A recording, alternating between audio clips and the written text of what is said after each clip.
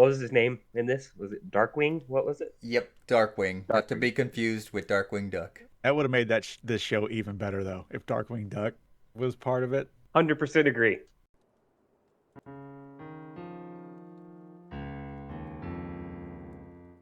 Welcome to Tairimo Boys Podcast. I'm your host Cody. With me in second chair is the boy who isn't as invincible as he says he is. It's Jeremy. Never have been, but I like to pretend. With me in third chair is the boy who prefers to throw all of his problems into space. It's Ryan. Up. Today we're going to be doing a brand new series called Series Boys, or maybe Serious Boys. Name isn't finalized yet. It'll be finalized as soon as this review goes up, where we reviewed the first season of the animated series Invincible.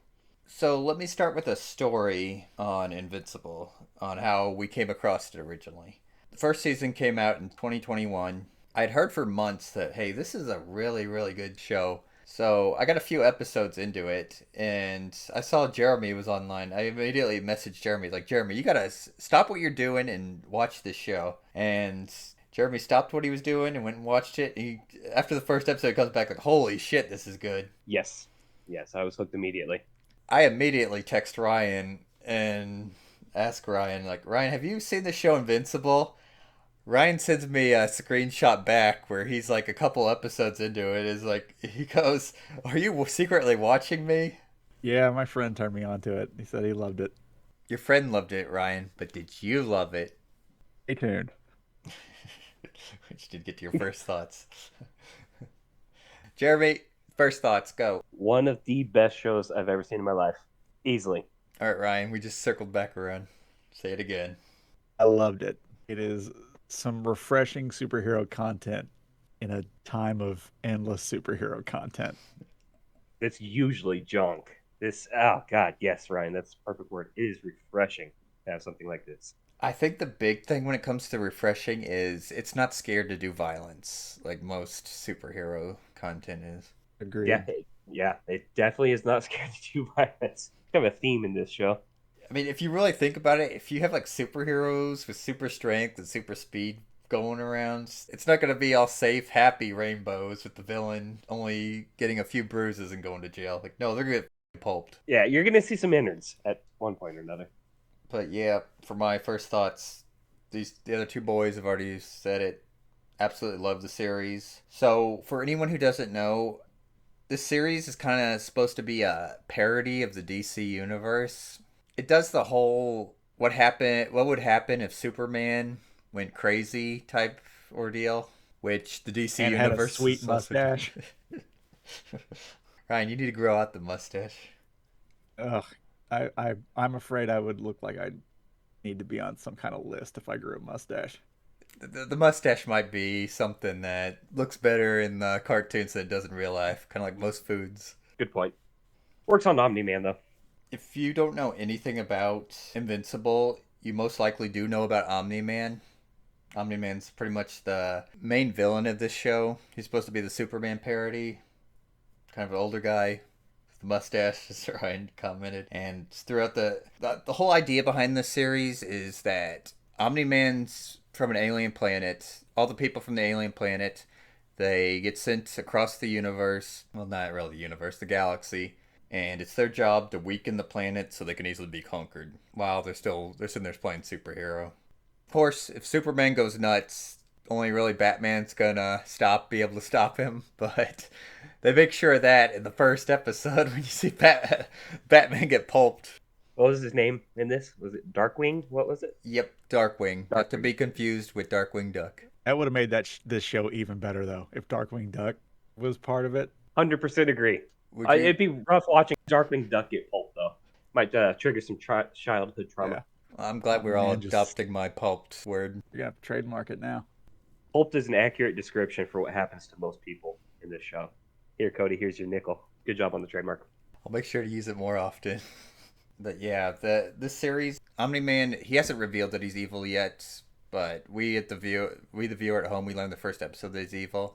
And it's people trying to figure out that he's evil, and then once they do figure it out, comes the next step of, okay, he's evil, now what do we do?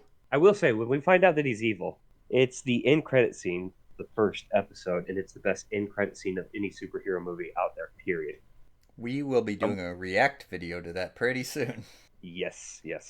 Shadow. Yeah, before that, the violence is minimal, but I mean there is blood and violence before that, but they go balls to the walls once that happens. Mm-hmm. Yeah, they don't hold back. Lots of pulping. Cody, there's you another nickel. Moving on, Jeremy, who are some of your favorite characters and why? Oh, hold on a second. Before Jeremy gets into that, I'm gonna warn you if you don't know from what we've already talked about, there are gonna be spoilers in this review. Probably would have been better to say that earlier. But from here on out, expect spoilers. You will be spoiled. Favorite characters? First one that comes to mind is Alan the alien. Oh, Loved Alan. yeah, I love Alan. He is absolutely one of my favorite characters. Other than that, I really like Omni-Man. The reason I love Alan is it's one of my favorite scenes in the whole series. He's in the I think it's the second episode. Got Yep, written down. the first interaction. Yeah, where Omni Man's kind of injured because you can't kill the entire Justice League without sustaining some injuries, and apparently Alan he attacks Earth like every few years, and the Global Defense Alliance, which is some government agency that keeps track of all this stuff and calls the heroes in. They come to Mark, who is the titler Invincible character, who's Omni Man's son, and since Omni Man's still injured, they ask Invincible to deal with the alien. So he goes up into space. He's fighting him. He has to hold his breath because they can't breathe in space. And Alan the alien just starts clobbering him and winning. And Mark, Invincible, he panics and goes, like, hold on. And then Alan the alien immediately stops. Like, are you using your one sanctioned timeout? It's like, the Mark's just left completely confused at what's going on. And they both take a seat and discuss everything. And at the end, you find out Alan's been going to the wrong planet. The whole idea is Alan's from some other Space Coalition. space coalition. There we go. And he goes to planets that put in applications to see if they're strong enough to be able to defend themselves. And it turns out that he's been going to the wrong planet all these years. It's supposed to be going to Uroth, not Earth. So they clear that up, but the scene's just really important because it shows that it's possible to talk your way out of some of these situations. Omni-Man's just been kicking Alan's ass and been sending him packing. But Mark just ended the threat completely without killing him. Completely peaceful way. What about you, Ryan? Favorite characters? Mm-hmm. All right, let's get into this. I'm going to start out with Mark Grayson because he's the hero. He's the lead. His last name is also taken from Dick Grayson. It was Robin. Good point. Then there's Omni-Man. He's voiced by Jane Jonah Jameson from the Spider-Man movies. He's like Superman, and he's a sweet stash. I'm going to go with Adam Eve. He's hot. And I'm going to go with Virgil because I like Virgil. And also Alan the Alien. Which one was Virgil? He's the dude with the long white hair that he was like phasing in and out when Omni-Man was trying to get him at one point. Oh, that's Cecil. Or Cecil. I don't know why I said Virgil. He could go for a Virgil. Yeah. Yeah, Cecil's good character. I was thinking, like, who the hell's Virgil? I was thinking that too. I was like, how'd I miss that? But yeah, it's his name's Cecil. Yeah, Cecil. Yeah, Adam Eve, she's such a good character. And we're considering the Adam Eve special to be season 1. We watched that at the end, and it's amazing how dark her backstory is. I did not expect it to be that dark. As for Cecil's like a really, really interesting character, especially with Cody the Wiki reader. Is it time for fun facts? It's almost time for fun facts. So. Oh wait, we gotta do your favorite characters first. No, we're getting there, but Okay, I'll calm down. The whole idea behind Cecil is he's running the GDA, Global Defense Agency. Like I already said, they kind of send the heroes out.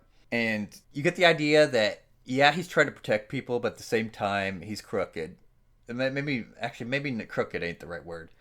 He's morally black.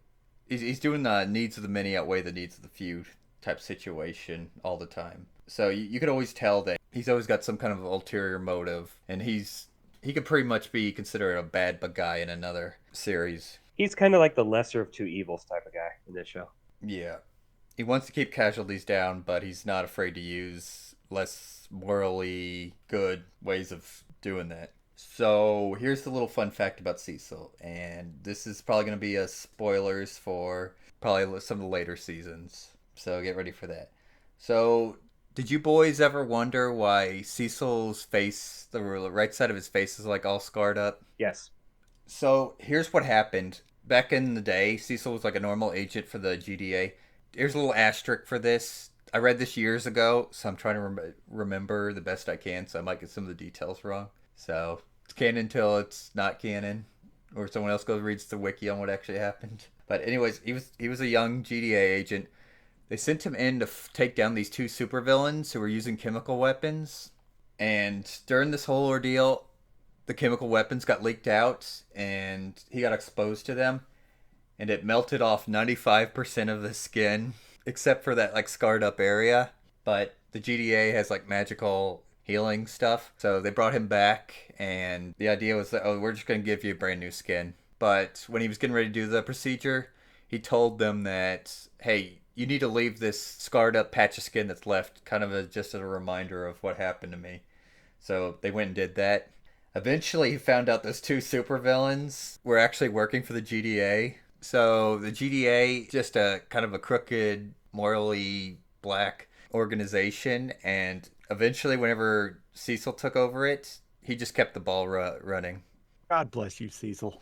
So when we get to my favorite characters, these boys have already named a bunch of them. I like Cecil, Adam Eve. She's a great character. I noticed like right away, like Adam Eve has like the powers of a god. They went more into that into the special. She's the Pink Lantern. That's what I like to describe her as. Pink mean, Lantern with god powers. I think you mean Star Sapphire, Jeremy. Now, two characters that I really liked that the other two boys didn't like. It's not that I didn't like them; they just didn't mention them. I liked the Muller twins, and I also liked Robot. Muller twins were fun. The robot was very interesting. Yeah, because Robot goes into the whole. It kind of goes hand in hand with the GDA, where it's not only he's making morally black decisions, like the decisions he's making and his ultimate plan is it's just completely f***ed up if you once you start really thinking about it. But the whole idea of let me explain the Muller twins first. So the Muller twins, they're introduced in the first episode like right away. They're these two. You think they're twins, but immediately they start arguing of who's the clone and who's the original. So they get beaten, captured. Robot ends up releasing them from jail. And as they're escaping, this laser turret pulls up, and they kind of figure out right away, it's like, yeah, this thing's going to kill us. Because they've got like some super strength and super smarts, and they can resist bullets. Unless they're shot in the eye.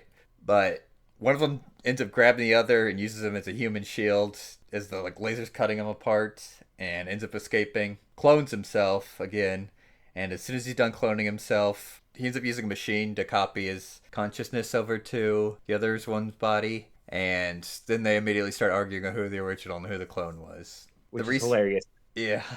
So the reason for that is, if you think about it, in real life, if you cloned yourself, there's probably going to be some resentment between the original and the clone, because the clone knows it's the inferior version, especially if you just set up a hierarchy. And especially if you're in like a situation like the Muller twins, where they're doing criminal stuff and fighting superheroes, so there's a pretty good chance one of them's gonna, or both of them are gonna die, because it creates an idea that one of them's more expendable than the others. So this will probably get expanded on in future seasons, but the whole idea between Muller's backstory is there was an original. He made a clone army. Eventually, the clones overthrew him, and really, everyone's a clone at this point. But it comes down to who was the original that made the clone. But they figured out right away it's better just to keep arguing about who's the clone of the original, because if the original gets killed, then the clone is going to become the original. So it basically keeps them alive and going. Well said.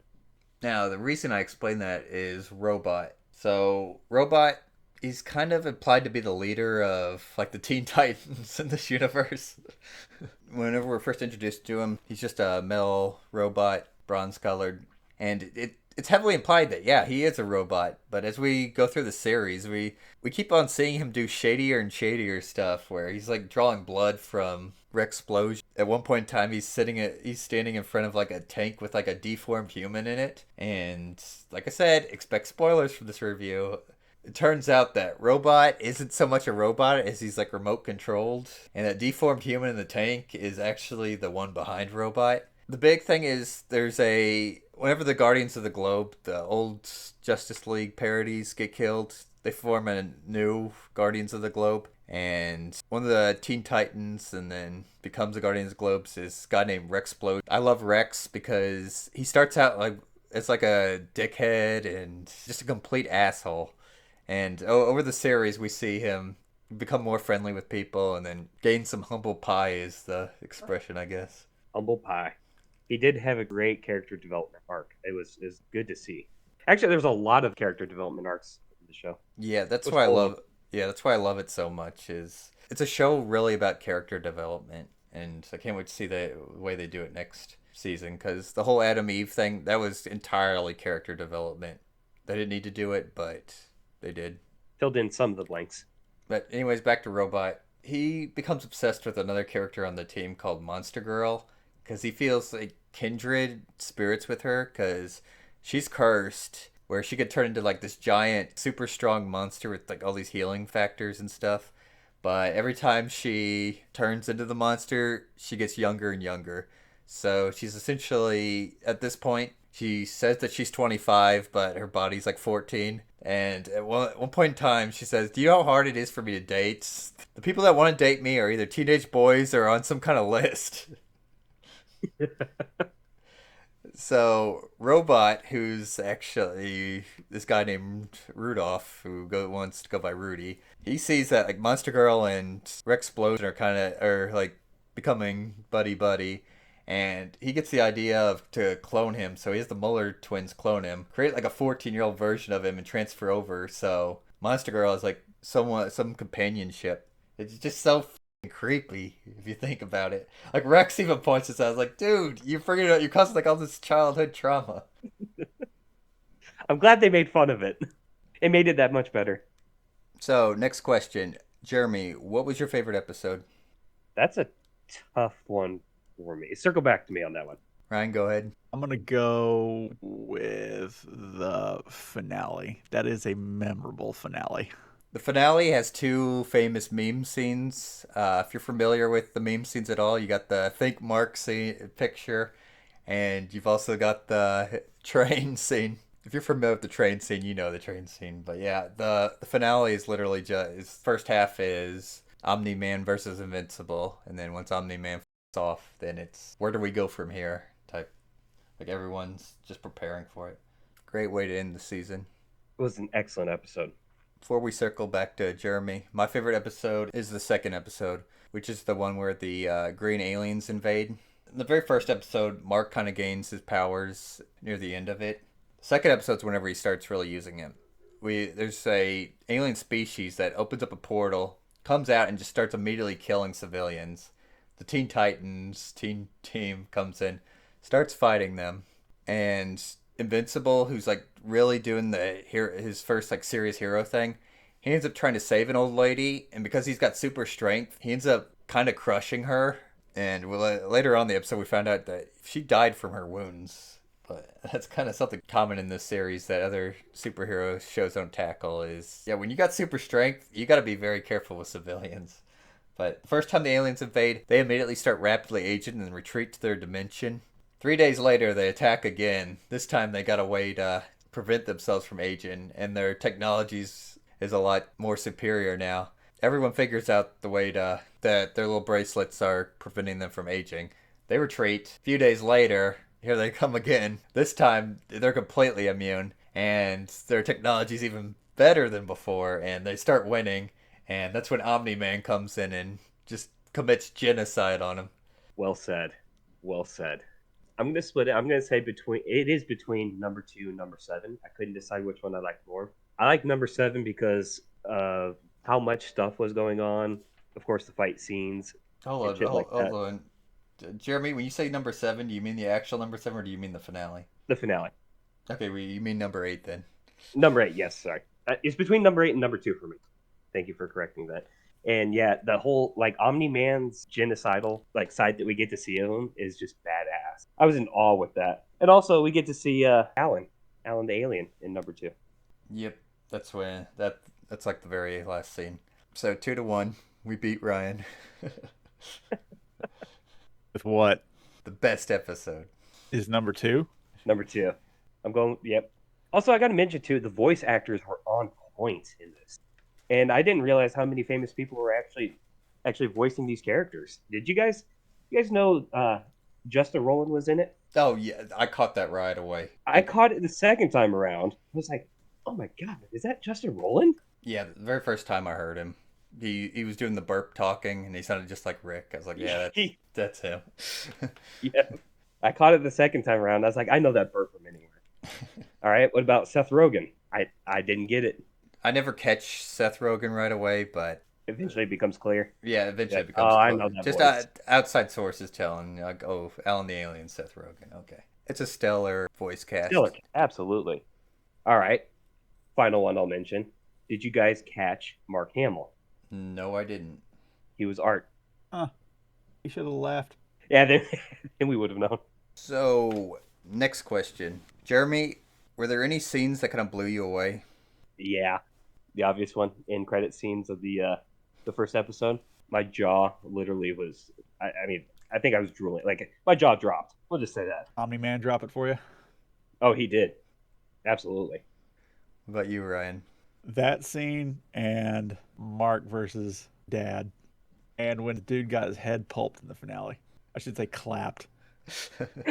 Clap those cheeks. The other boys have hit on it as well. So I'm gonna add something here. Is in the 7th episode when Omni-Man's trying to reach Mark. When you see whenever the GDA is just trying to throw everything they have at him. The previous episode, that's the episode where they go to the college and you have the guy turning people into cyborgs. Whenever he's defeated, Cecil takes him away. He's like, oh yeah, we're going to lock him up and throw away the key. He's like, oh wow, I can't believe you made all this stuff in the sewers. Like this high-tech stuff in the sewer. The first time I watched this, I kind of thought right away, is like, is Cecil going to take this guy and like give him a job? And yep, that's exactly what happens. Takes this psychopath and puts him on the payroll. It's fucked up too because he's using those cybernetics and everything on dead soldiers. I was like, wow, this is dark. Yeah, but that goes back to the morally black thing. The guy who's doing it, he's taking like living students that he has a grudge against and doing it originally and just lobotomizing them. But whenever he's working for the GDA, he's doing it with dead soldiers. So yes, it's more morally good to be doing it on the dead rather than living people, but at the same time he's making machines of war on the dead. Cecil even mentions at one point, he's like, I'm giving these soldiers one last time to serve their country. Like, god damn. You know what? I do have to give an honorable mention to one other character that we did not touch on. Immortal. I loved his anger. And that was actually one of my favorite fights, was between Immortal and Omni-Man. Which time he fought Omni-Man? The first or the last one? The last one. Wasn't too much of a fight the first time around. Yeah, so the Immortal, he's supposed to be like the Black Adam version of the Justice League. And his backstory, they kind of showed a bit, is he was a caveman that somehow gained immortality. Immortality is in you're not going to age. And you see him fighting throughout the ages. He's like a knight, other soldiers, and at one point in time he was Abraham Lincoln. The thing I want to talk about is, so the idea is he's immortal, right? Well, Omni-Man figures out that it just decapitates him and kills him. So his immortality follows Highlander rules. I wonder if that's the actual inspiration for it. But the Bowler twins end up finding a way to resurrect him. So you gotta wonder if it's not like some big overarching thing, like if he gets killed he's just gonna come back some other way, like through science. Yep, and then we see him getting patched up again at the very end. Omni-Man kills him a second time. Or not patched up, but worked on. Yeah, they're fixing him back up. All right, Jeremy, final thoughts? Go see this. If you have not, you're missing out. This is easily one of the best shows out there. And as Ryan said, I'll give you your nickel, Ryan. It is refreshing to see superhero content like this. It's willing to go that extra mile with violence and the gritty side of how things really would be, and it just takes it to a 10. Go see it. And see You season didn't have to give me a 2. nickel. Unless you said for the most part. All right, Ryan, final thoughts? Final thoughts. Take 117 hours out of your days to see season 1 of Invincible. Worth it. It's only 9.